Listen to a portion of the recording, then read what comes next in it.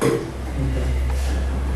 muy buenas noches. Vamos a ver este módulo 5, definición y de seguridad y seguridad del trabajo. La unidad 13 referida a la legislación nacional e internacional. Y el módulo 6 sobre los derechos y obligaciones laborales y empleadores. Siguiente, por favor. Primero vamos a ver la legislación nacional.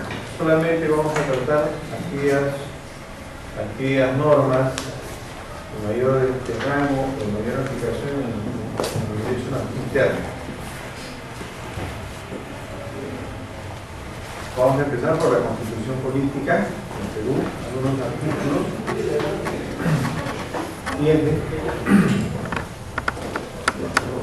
Bueno, creo que está de más decirle pues que la Constitución Política es la norma de mayor jerarquía dentro de la pirámide jurídica, ¿no? Por lo tanto, es la que determina la política general del Estado en diferentes temas, ¿no? Es importante que algunos derechos se encuentren establecidos en la Constitución, porque eso quiere decir que tienen una mayor garantía de cumplimiento. También de la posibilidad de que los ciudadanos puedan exigir el cumplimiento de los derechos constitucionales, ¿no? Los derechos que están establecidos, reconocidos en la Constitución. Así podemos ver que el artículo primero referido a la persona en la sociedad, el capítulo primero dice derechos fundamentales de la persona, ¿no? Podemos hacer referencia de que la Constitución Política, siendo un cuerpo normativo de carácter general que gobierna todo el derecho interno de un país, contiene ciertas normas fundamentales. Estas normas que son parte de la Constitución es en primer lugar lo que se llaman derechos fundamentales, que en estricto corresponden a los derechos humanos. ¿Por qué? Porque los derechos humanos son derechos internacionales, porque son producto de convenios y tratados internacionales que no están positivados en el derecho interno. En el derecho interno se positivan a través de la Constitución, que la denomina derechos fundamentales, ¿no? Acá tenemos, por ejemplo, en el caso nuestro, el artículo primero de la Constitución habla de la defensa de la persona humana. Como les hacía referencia en unas sesiones anteriores, ¿no? El bien jurídico de mayor jerarquía, de mayor nivel, en todo el derecho interno y el derecho internacional, es la persona humana. Es el objeto de mayor protección, ¿no? Y la persona humana en sus dimensiones de integridad física, psicológica y en el aspecto de su libertad personal, ¿no? Entonces, desde el artículo de la Constitución manda que la defensa de la persona humana y el respeto de su dignidad son el fin supremo de la sociedad y del Estado, ¿no? Está poniendo como fin supremo de todo el Estado peruano. Quiere decir que todos, ¿no? Están supeditados, subordinados a este fin supremo. El mismo Estado es un medio y por eso que se considera que la persona humana es el fin por excelencia, ¿no? Por el simple hecho de ser ser humano, ¿no? Es el fin supremo del derecho. Y esto se reconoce en este primer artículo. Siguiente. El artículo segundo también del título primero, del capítulo primero, referido a los derechos de las personas fundamentales, se refiere a una lista enorme de derechos que están contenidos en varios tratados internacionales. Entonces acá se puede resumir solamente lo más importante. Tenemos que el artículo segundo dice derechos fundamentales de la persona. Comienza la persona.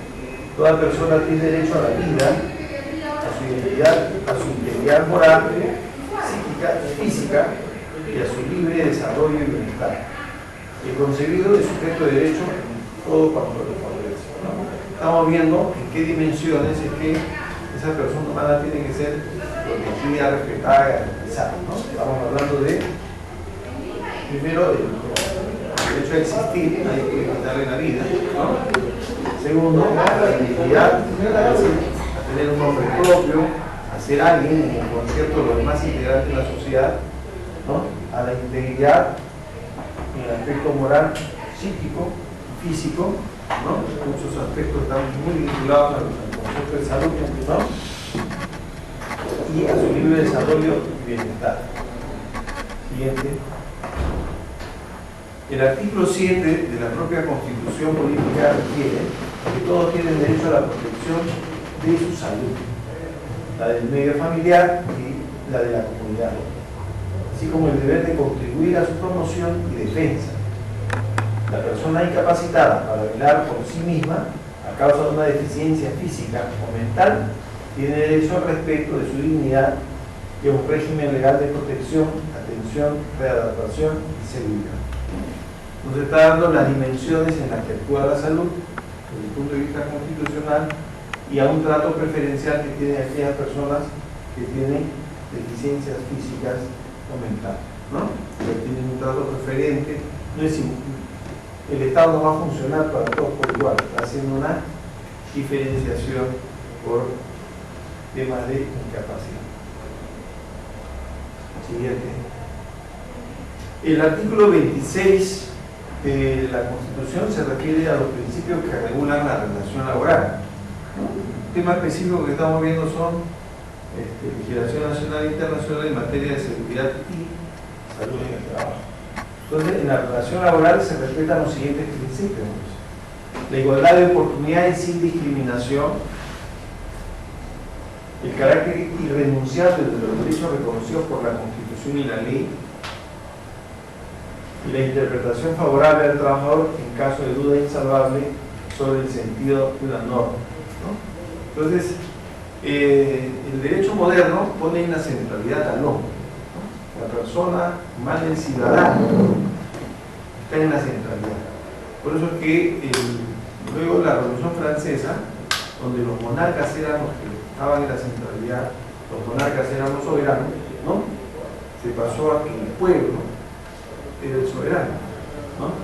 Eso es muy importante que se tenga en cuenta, porque el día de ayer conversaba con un magistrado que decía: yo tengo la condición de magistrado, como si tener la condición de magistrado fuera ser superior a un ciudadano cualquiera, ¿no?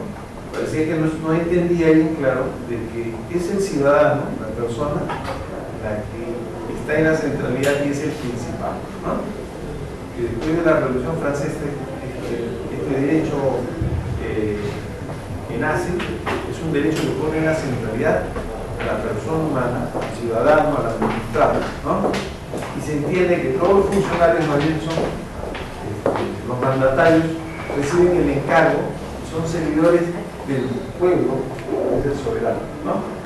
Entonces esta interpretación hay que tener en cuenta, porque todo el derecho está inundado por esa interpretación y esa visión filosófica de lo que es el derecho moderno, ¿ya? Siguiente. Tenemos la ley número 1886, Ley General de Inspección de Trabajo del año 2006. Siguiente. Algunos aspectos fundamentales que nos señala esta ley. En el artículo 34 nos dice: son infracciones administrativas en materia de seguridad y salud en el trabajo los incumplimientos de las disposiciones legales de carácter general aplicables a todos los centros de trabajo. Como todos sabemos, en el derecho vamos a encontrar disposiciones de diversas naturalezas. Hay leyes generales y leyes especiales, y eso se clasifica de la siguiente manera: ¿cuáles son las responsabilidades en las que una persona puede incurrir por la infracción a cualquier tipo de norma? Bueno, una persona puede tener responsabilidad de naturaleza penal, de naturaleza civil, de naturaleza administrativa, ¿ok? O sea, no es delito, no es no se asume una falta, se puede asumir responsabilidad civil o se puede asumir responsabilidad administrativa. La responsabilidad administrativa surge del incumplimiento o la transgresión de normas de naturaleza o de carácter administrativo, ¿no? Y estas normas de carácter administrativo son las que regulan la organización y el funcionamiento de todas las entidades públicas. Todas las entidades públicas tienen el poder reglamentario de poder señalar en qué modo, de qué forma van a brindar los servicios. Pero la particularidad también, que una vez que han emitido ellos mismos los reglamentos y directivas, están obligadas ellos mismos a cumplirlas, y los administrados tienen la facultad de exigir el cumplimiento de esas normas. El Ministerio de Trabajo y Promoción del Empleo es el encargado de velar por el cumplimiento de las obligaciones contenidas en la ley de la materia y convenios colectivos, determinar la comisión de infracciones de carácter general en materia de seguridad y salud del trabajo aplicables a todos los centros de trabajo, así como las infracciones de seguridad y salud del trabajo para la industria y la construcción a que se refiere el presente título. Bueno, se está refiriendo al Ministerio de Trabajo como entidad administrativa, ¿no? La responsabilidad administrativa, ¿no?, va a canalizarse por este medio, y se entiende que cada entidad pública, ¿no?, cada titular de cada entidad pública asume la responsabilidad administrativa en el ámbito de su competencia. Sin embargo, las responsabilidades no solamente son de naturaleza administrativa. Cuando se supera, cuando ya se configura otro tipo de responsabilidades como penales o civiles, habrá que responder ante otras instancias, ya no solamente ante el Ministerio de Trabajo.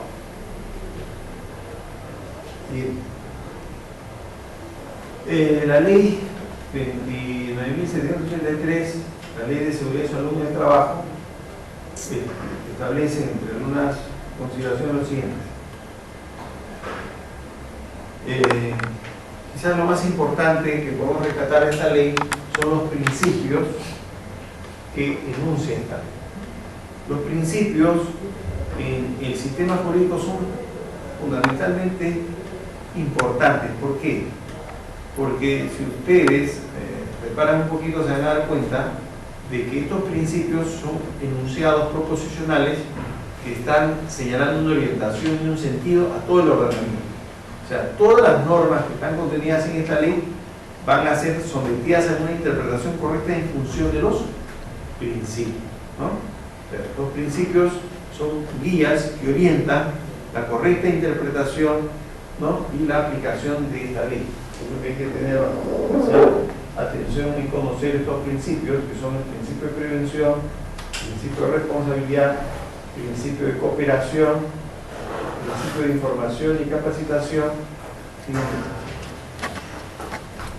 el principio de gestión integral, el principio de atención integral de la salud, el principio de consulta y participación, el principio de primacía de la realidad, el principio de protección. Me imagino que todos habrán leído estas lecturas, así que lo vamos a pasar rápidamente para que tienen alguna pregunta, lo comentamos. ¿Ya? Siguiente. Luego tenemos el Decreto Supremo 005/2012, Reglamento de la Ley de Seguridad y Salud en el Trabajo. Siguiente. Este Decreto Supremo reglamenta la Ley de Seguridad y Salud del Trabajo y tiene como objetivo promover una cultura de prevención de riesgos laborales en el país sobre la base de la observancia del deber de prevención de los empleadores, el rol de fiscalización y control del Estado y la participación de los trabajadores y sus organizaciones sindicales, ¿no? Como todos sabemos, ya se ha estudiado esta ley, ¿no? Acá hay responsabilidad de parte del empleador fundamentalmente, pero también hay una exigencia de parte de los trabajadores para colaborar con la identificación y la solución de los problemas de seguridad y salud en todas las entidades. Siguiente. Luego tenemos algunas otras normas de naturaleza administrativa, la resolución ministerial 148 de 2012 del trabajo, que aprueba la guía para el proceso de elección de los representantes del Comité de Seguridad y Salud en el Trabajo y su instalación en el sector público.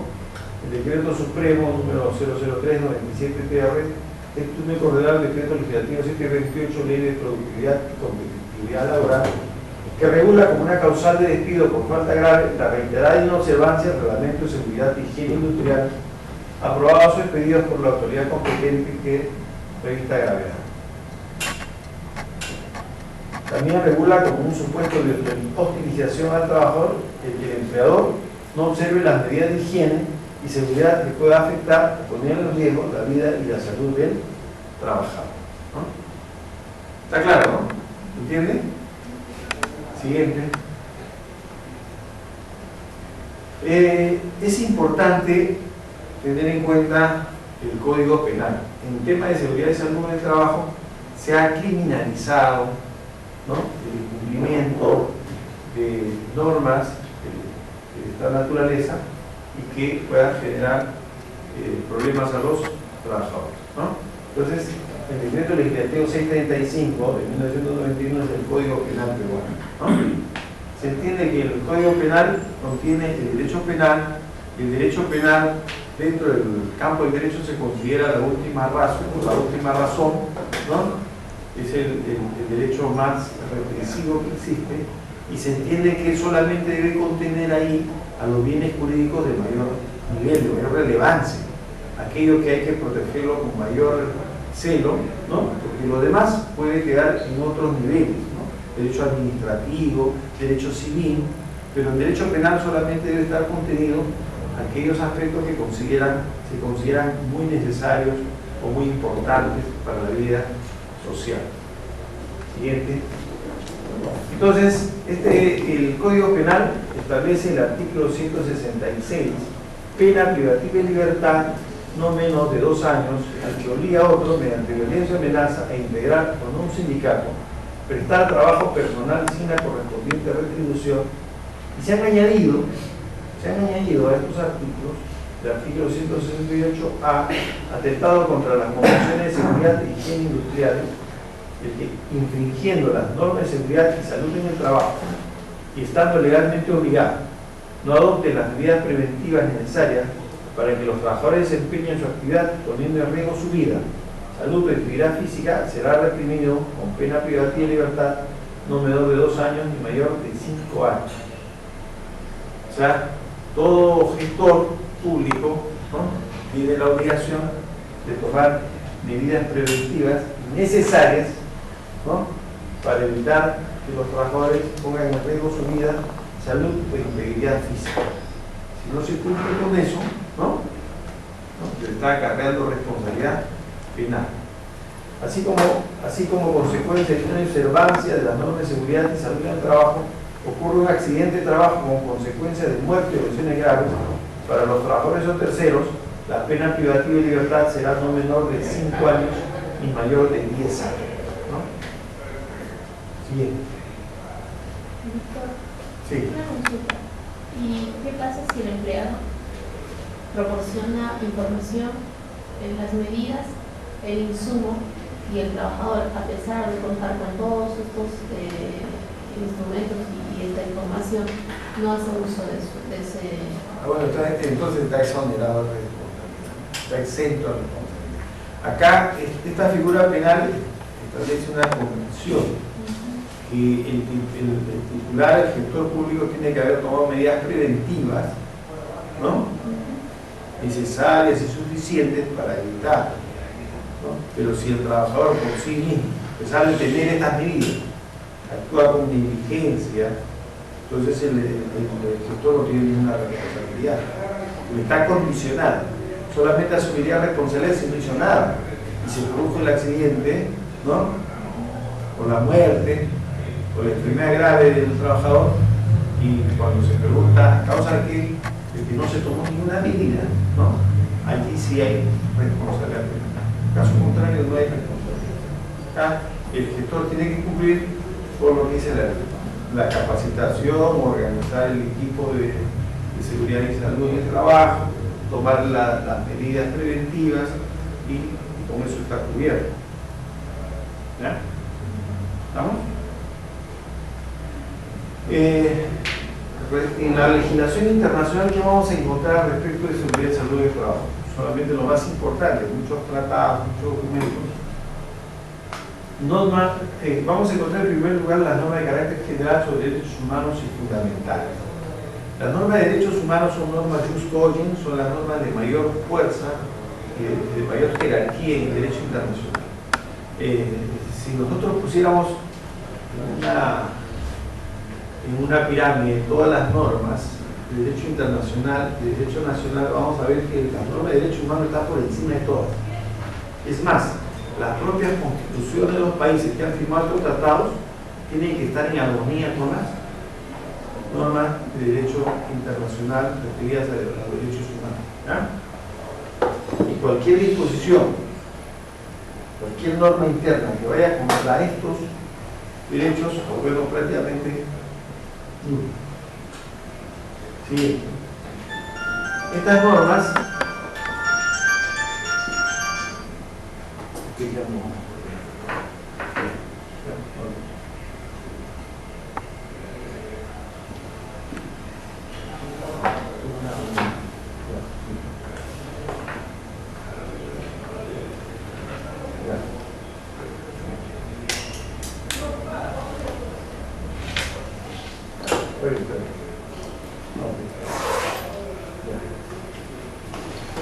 bueno, las normas de carácter general sobre derechos humanos, las más importantes son la Declaración Universal de los Derechos Humanos, el Pacto Internacional de Derechos Económicos, Sociales y Culturales, la Convención sobre la Eliminación de todas las formas de discriminación racial, la Declaración Americana de los Derechos de los Deberes y Derechos del Hombre, el Protocolo Adicional de la Convención Americana sobre los Derechos Humanos en materia de derechos económicos, sociales y culturales.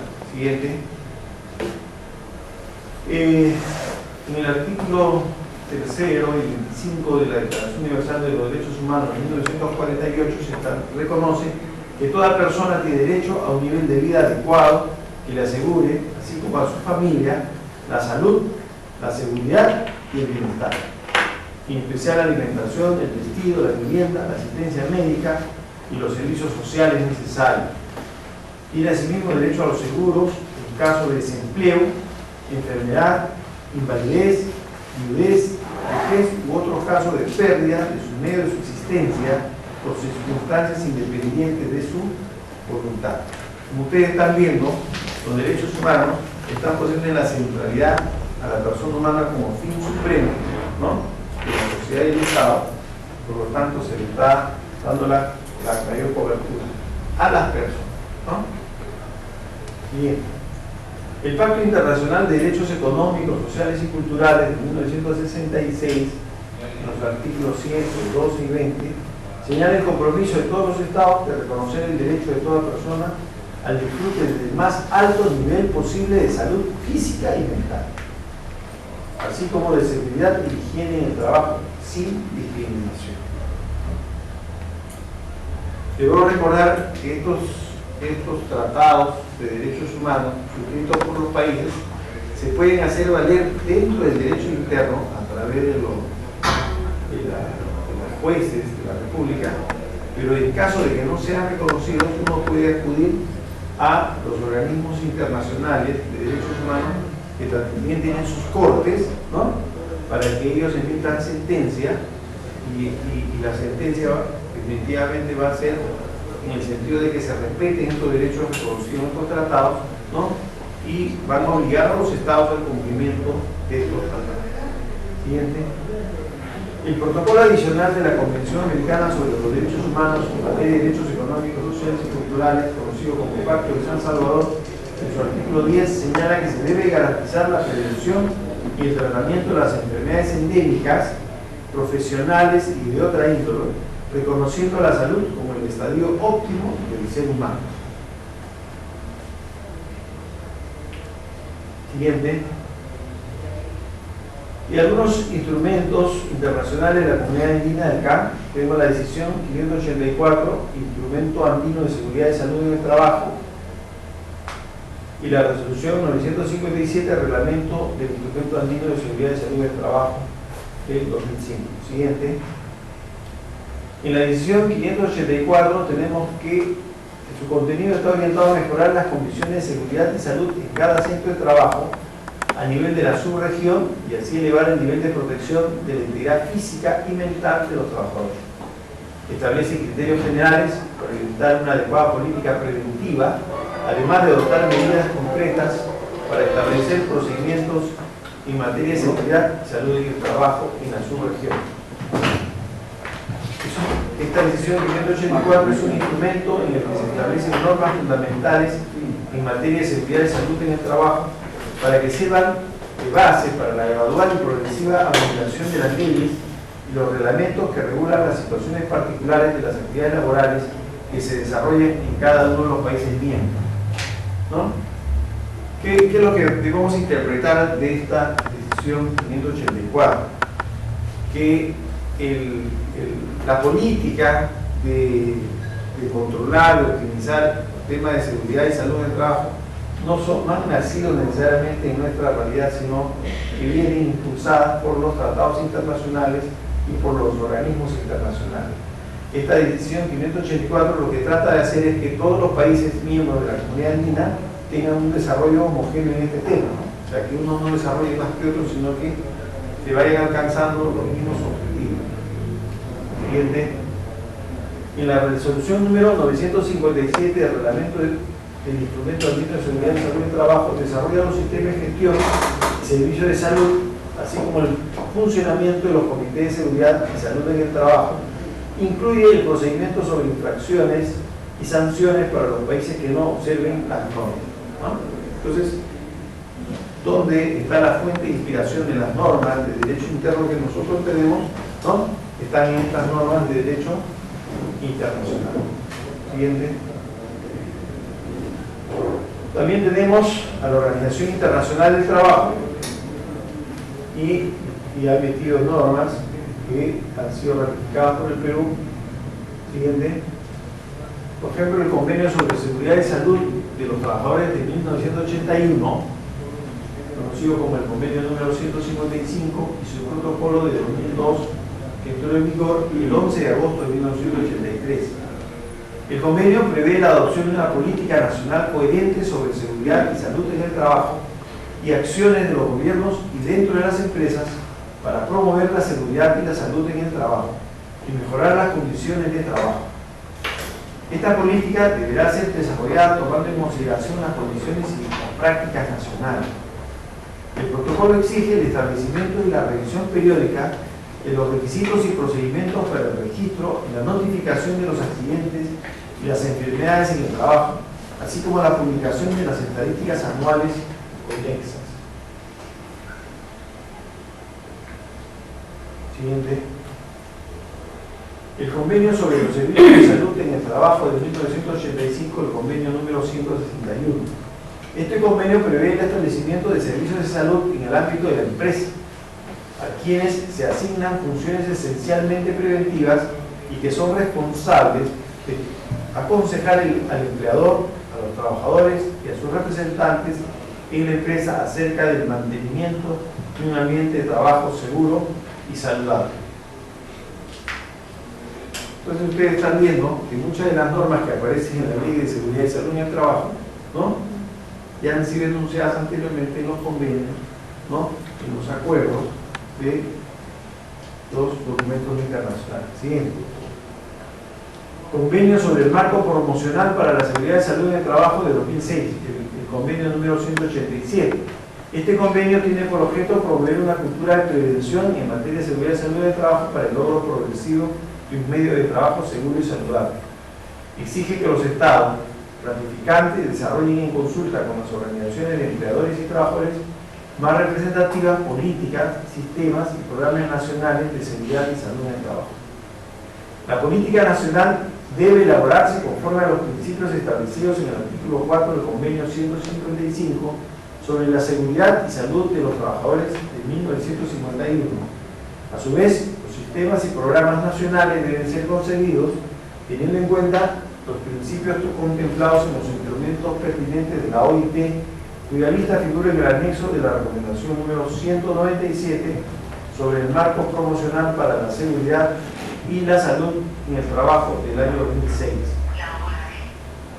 Los sistemas nacionales deben suministrar la infraestructura necesaria para la implementación de políticas y programas nacionales de seguridad y salud en el trabajo, la cual incluye la legislación, las autoridades, por los órganos adecuados, los mecanismos de control, tales como sistemas de inspección y acuerdos a nivel de la empresa. Los programas nacionales deben incluir medidas de promoción de la seguridad y la salud en el trabajo con plazos vinculantes que permitan evaluar los progresos logrados. Siguiente. Bueno, estamos observando de que la gestión en lo que es seguridad y salud en el trabajo y la acción del Estado y la acción de cada uno de los particulares está regulada no solamente en la Ley de Seguridad y Salud en el Trabajo, en la ley de competitividad laboral o en los reglamentos, en las normas internas, sino que está contenida en tratados y convenios internacionales. Y de acuerdo al derecho a los tratados, que se les explicó en una clase anterior, ¿no? Cuando hay un conflicto o una persona se ve afectada de su derecho, puede acudir a los organismos internacionales, ¿no? Y estos organismos internacionales van a observar lo que está contenido en los tratados, más no las normas internas del país. Por lo tanto, es una protección mayor de estos derechos, no solamente en el derecho interno, sino en el derecho internacional. Además, en nuestra propia Constitución también se regulan estos aspectos. No sé si tuvieran alguna pregunta.